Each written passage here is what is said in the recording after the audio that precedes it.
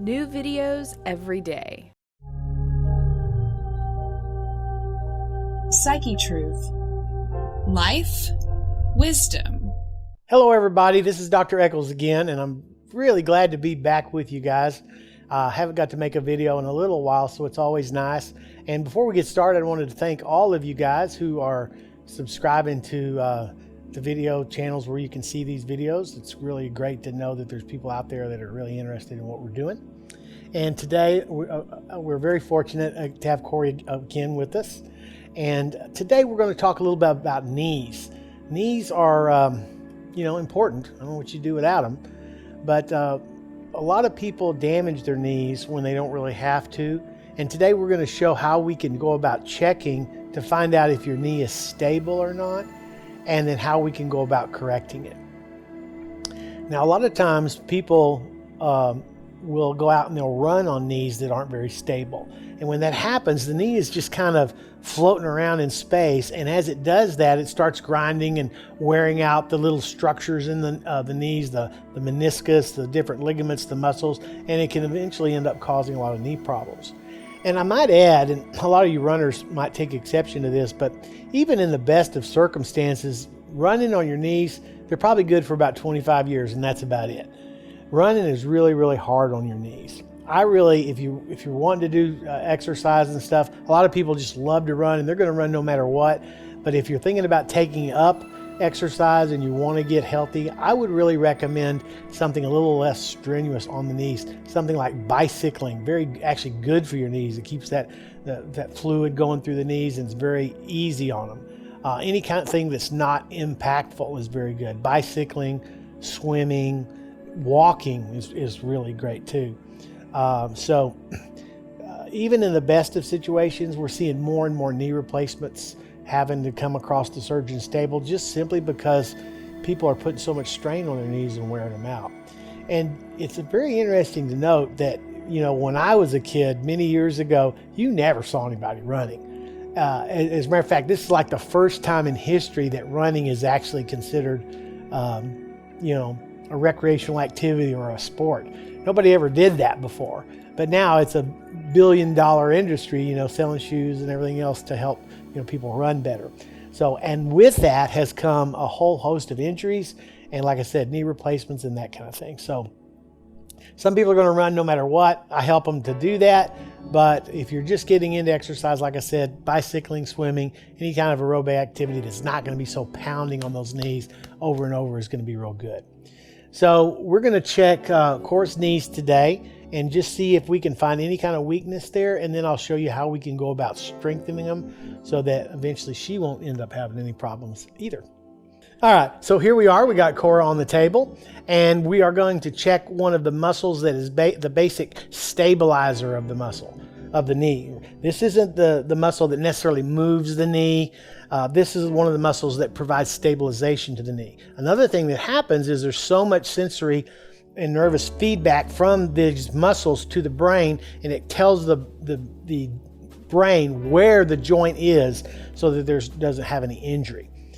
If you've ever tried to, you didn't know there was one more step there, and you took that extra step and thinking there wasn't there, you almost broke your back when you stepped. Well, that's called proprioception, and that's one of the things that this muscle provides back to the brain, is to tell the body where the knee is in space and time.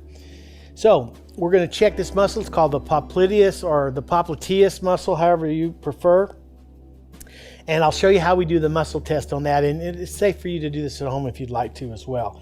Now, she told me recently that she fell off a turnip truck, was it? Yeah. Some kind of truck. She fell off of it and hit her knee. Was that right there? So we'll be checking this to make sure that it's okay there. And so let me show you how we do the test on the popliteus. Okay, so we're going to be testing the popliteus muscle of the knee, and we're going to use the foot as a lever to do it. So I'm holding the foot just like this, and I'm stabilizing on the heel here, and I'm going to have you maintain your position here. I'm going to be pushing the foot out this way. Everybody can see that. I'm pushing the foot out this way. You don't let me do that. Push in real hard, and the foot goes out pretty easily. Okay, so when we start doing the adjustments, we'll come back and we'll check this foot to make sure that the adjustments and everything we did to strengthen this muscle actually worked. That way, when you leave the office, you already know it's fixed. Let's go ahead and demonstrate with this one here as well. And on this one, we're also going to turn the foot in. We're going to grab the foot by right underneath the big toe there while we're stabilizing the heel.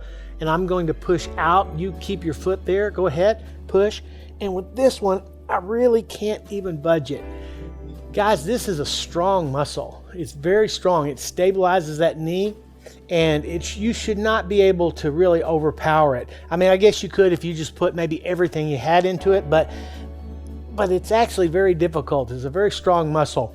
So if you can move that muscle like you saw me do on this foot, we know that there's some weakness there, and that she is going to have knee problems with this eventually if we don't get it corrected. So let's go ahead and do this one more time. Push here, and that just pulls right out. So the next thing we'll do is we'll show you how to go about correcting this muscle, and then we'll retest it and make sure that we have some strength. Now, we use applied kinesiology, which is a form of muscle testing, to do this, and let me show you how we're going to go about doing it. Cora, we'll just get you to put your arms straight up like this. Push right here. Good. And she's got a good strong muscle there. And we're going to reach right back. There's a point on her head that actually corresponds to this muscle. Push right here. Okay. And that is showing up as one of the first things that we'll need to treat. Now, this point that I just have checked, this is called a neurovascular point. And it's going to correspond to the insertion of this muscle. And it's going to be right here on the lateral part of this bone, right here on the outside of the knee. Now let me know, is that the tender spot? Yeah. They'll tell you. They'll say, oh yeah, it's tender right there. So we're going to just kind of hold these points for just a minute. All right, so I've got a point here that I'm holding on the base of her skull here, and we've got this is where the muscle originates, or where it starts, and she told me that was pretty tender. So we're going to hold these points until I can actually feel a pulsation start there.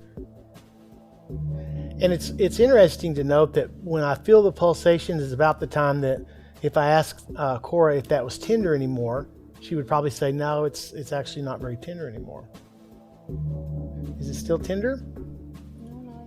Okay, so it's getting better. We're going to hold it just a minute longer.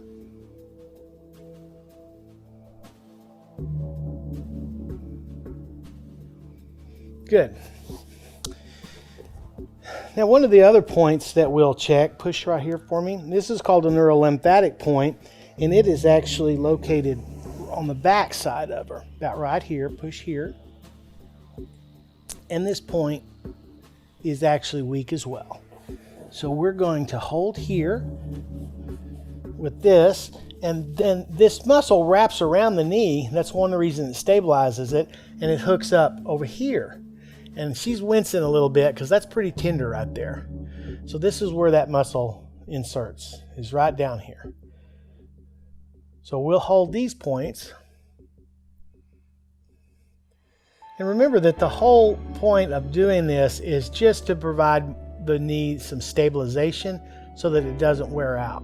You know, a lot of people do not realize this, but you've got discs in your knee just like you've got discs in your back and in your neck. A disc is a piece of cartilage. It provides a spacer and a little bit of cushion in there for the joint. And you've got one on both the inside and the outside of your knee. And if the knee is not stable, it's going to be gliding around and making movements that are not supposed to be like that. And it can actually tear those meniscus in there. I actually had that happen. It's not much fun at all. And I've seen a lot of people that have had that happen too. So hopefully we can avoid a lot of this by just checking this muscle, stabilizing the knee, and reducing a lot of the wear and tear that the knee gets on it. How's that feeling? Is that still pretty tender? Pretty tender, but still in water. Okay, better, but still tender. We'll hold it just a little bit longer.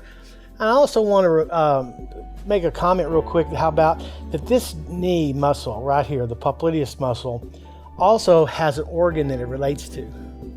And it's the gallbladder. And the gallbladder is on the right side of the body, right up under the rib cage, and it kind of goes right up on top of the liver. And it's what holds the bile that is essential for your fat digestion and digestion period. So oftentimes when we see the popliteus muscle weak on both sides, we know that there's a gallbladder problem. When it's on one side, maybe not so much. And hers was just on one side. Okay, so we've got that one done. We'll check a couple of more points here. Push. There's the BOR. And then L5 and 4. L5. Push here. Okay, push.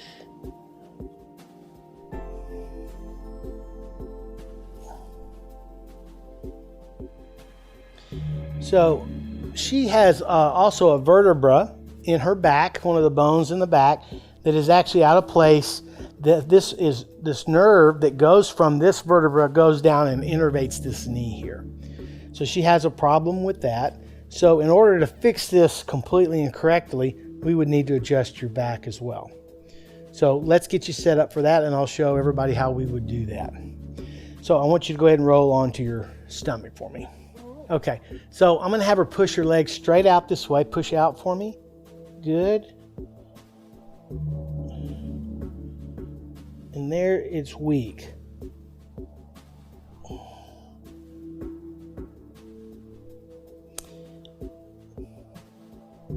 Push. Okay, so we're gonna adjust this vertebra on this side. And I'll show you how we go about doing that. If you want to go ahead and roll toward me this way on your side for me, Cora. Yep, facing me. Now this is the part you don't want to do at home. Okay, it's all right to test a muscle at home, but this is the part that takes a lot of training, and you don't want to really do this unless you are a chiropractor. I'm going to have you lean over a little bit. There you go. This is the vertebra here, and this vertebra is actually shifted or rotated in her spine. And when that happens, it causes neurological problems like she's having here. The nerve isn't working, it's causing the muscle not to work. So we're just going to get in here and gently relax your back there for me all the way. I got you, I'm not going to drop you. There we go. Just a nice little push like that. Lay back on your back for me. Very nice. Let's just go back through some of these points and make sure that they're all holding the way we want them to.